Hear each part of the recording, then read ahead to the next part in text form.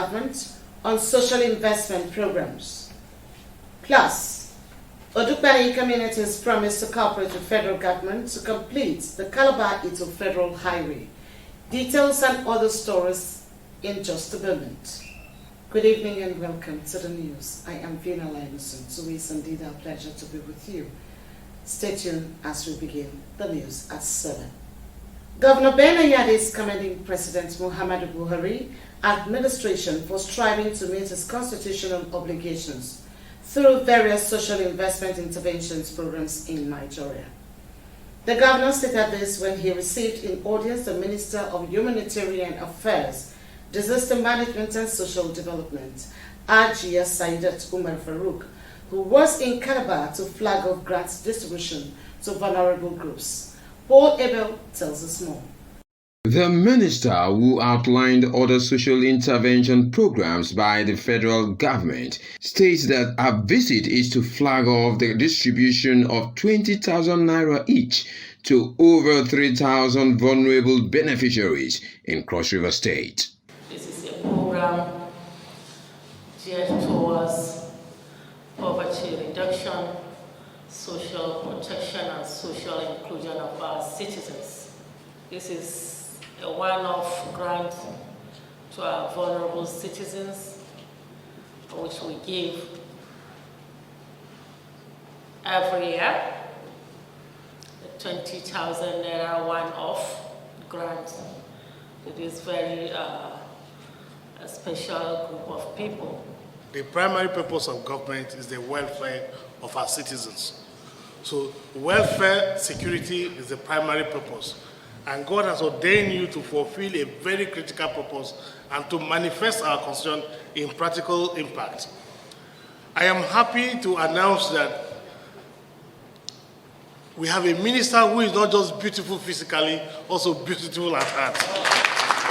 The minister, who was also commended for effectively implementing President Buhari's policy on economic empowerment, is spearheading the flag off in different states across the nation. In Calabar, Paul Abel, Nta News. Still on grants, the federal government resolved to lift 1 million Nigerians out of poverty in 2030, has received a boost with the expansion of its national investment program to include a one-off grant for vulnerable groups. Justin Aiton reports that 3,351 persons across 11 local government areas in Cross River State are beneficiaries of the 20,000 naira cash grant disbursed by the Minister of Humanitarian Affairs, Disaster Management and Social Development, Ajia Saidat Farouk, in Calabar. The report. Ofyong Okun is a point of sale, otherwise known as POS business operator, a beneficiary who falls under the category of persons with disabilities, one of the vulnerable groups earmarked by the federal government to be lifted out of poverty through the Social Investments Program. For Ofyong and other beneficiaries, this grant will not only expand their small-scale businesses and petty trade, but will enable them realize the dream of becoming employers of labor if utilized judiciously. The people with special needs in Cross River State are delighted to be beneficiaries of this gesture. I'm going to apply a very small business now with this money, because this money cannot be just eaten like that. Flagging off the digitized cash transfer payment system, the Minister of Humanitarian Affairs, Disaster Management and Social Development hopes the cash grants will improve productive activities that will generate more income and improve the living standards of beneficiaries. This effort is a clear demonstration of our collective commitment to address poverty, which today is the core developmental challenge confronting us as a people. What is most important is that they are bringing us out of poverty. About 50 independent monitors are onboarded and trained to monitor and ensure that the objectives of the National Social Investment Program are actualized. In Calabar, Justina Etam, Nta News. Members of some communities in Odukbani local government area of Cross River State are promising to cooperate with the federal government and contractors handling the multi-million naira reconstruction and dualization of the Calabar Itu Road Federal Highway to ensure it is completed within record time for benefit of the monitoring public. This was at the inspection of the road by its initiator and former special advisor to the President on Niger Delta, Senator Nta Calabar. Paul Abel again tells us more. The Calabar-Itu Federal Highway has been a nightmare to motorists before it was awarded by President Muhammadu Buhari administration to bring respite to the people, as the road is a major economic spinner which connects South-South and other Southeast states. The over 87 kilometers, 185 billion naira road with 5 bridges, more than 45 culverts, handled by one indigenous firm and 2 multinationals, which links Cross River and Akwa Ibom states, is making progress as members of communities along the axis pledge their support towards the realization of the project. We are the community, as long as the plan is concerned, give them all amount of cooperation needed to finish this project. So need to government come there and compensate those people, those shops, to scatter to make the road wide. Make everybody benefit for government. I appreciate this government because it do something where carry high see. This is a Heidegger bridge. Currently we are piling and we're also preparing for pile cap. This bridge has a total of 92 piles. We have done 58 and the span is 140 meters. This is one of the 3 bridges on the Cross River axis of the Calabar-Itu Federal Highway. This bridge and other bridges, when completed, is expected to ease the movement of persons from Calabar to Uyo and other parts of the South-South. The initiator of the project, who led others in the inspection, hints that the move is to let Nigerians know that the project is not abandoned and will be completed by the APC-led government. I'm impressed at what has been done, and some other companies have challenges of funding. This side you've seen is funded from the Sukuk bonds. The terminal date of this government, a great part of it will be completed, and we expect that His Excellency Mr. President will commission with his hand cutting the tape. The team traversed the entire length and breadth of the road, connecting both states. After the inspection by the team from the Federal Ministry of Works and Housing, this inspection, the former special advisor to the President on Niger Delta affairs, if it is persistent with others, it is believed that this present administration will be able to deliver a pattern gift to the people of this region. From the Calabar-Itu Federal Highway, Paul Abel, NTA News. You're watching news reaching you from the studios of the Nigerian Television Authority, NTA and Calabar. You can also watch this newscast on our YouTube channel, YouTube/NTA Calabar. We will take a break now. When we return, the news continues in just a moment.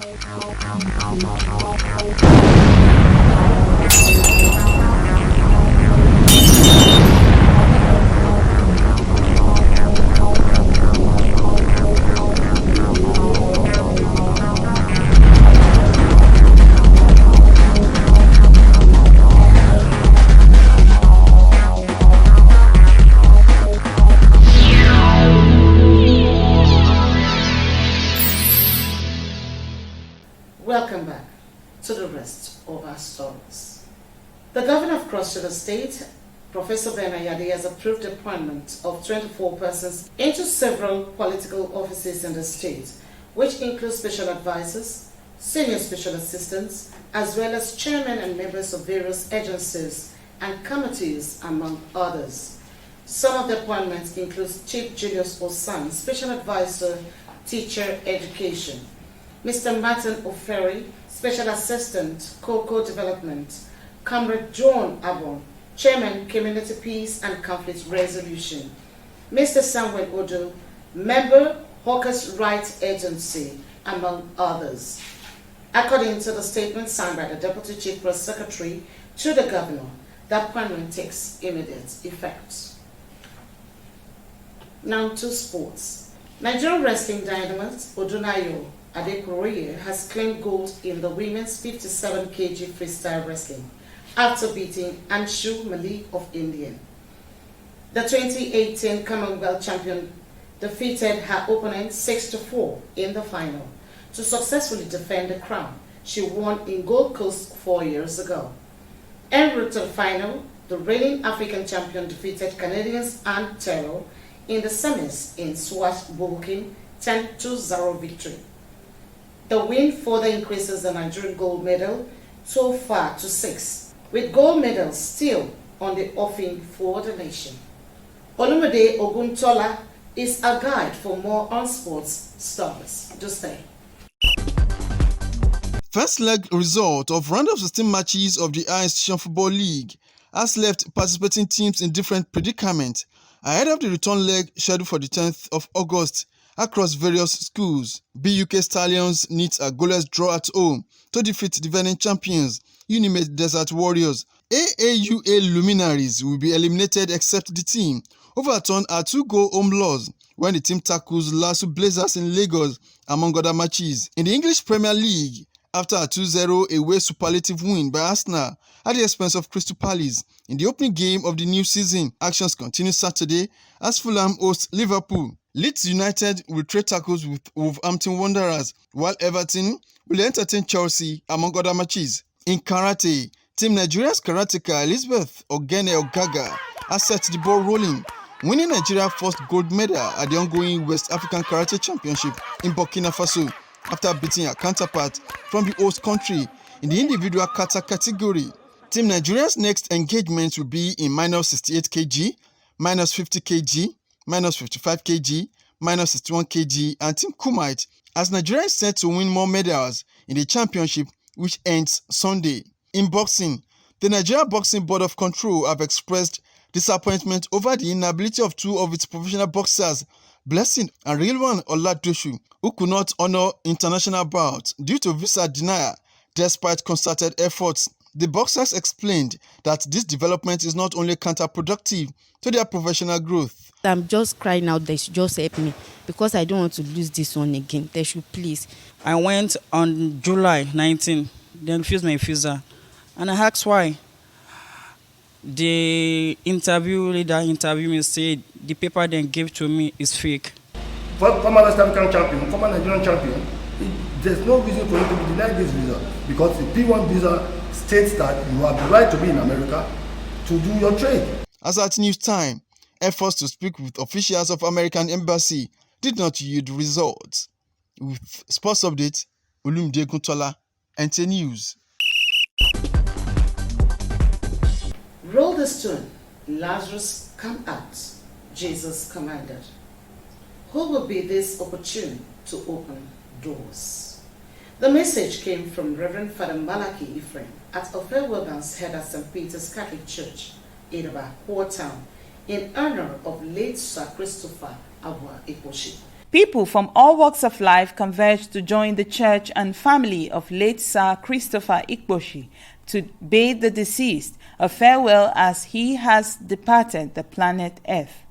The cleric enjoined the congregation to be charitable, accommodating and rewarding to self and mankind. Charity is part of the Christian life, so also prayer is also what? Part of the Christian life. Whichever one you are doing, my dear brother and sister, do it very well. Don't allow the other one to overpower the other one. And don't say prayer is what God has hospitality. The two of them do what? Go together. After all, they say what? Charity. Once away what? Multiple what? Sin. Sir Christopher Abua Ikposhi was described as an icon with legacies worthy of emulation. He's our chief catechist. At all times, when we are planning for initiations, he takes us or take those who are coming in on various aspects of the church. He has a lot of knowledge about the church. He lived most of his life here, and this was where he worshipped. In fact, at the old church, they started this church, and so it's just a way of gratitude from the people of St. Peter's Parish and the Archdiocese of Calabar to Sir Christopher Ikposhi for the work he has done in Calabar to the glory of the church. The beginning of my dad's trip home to God, to his Maker, from where he came. And the farewell mass here is really just to to bid him farewell here in Calabar, since this was where he lived for the last many years.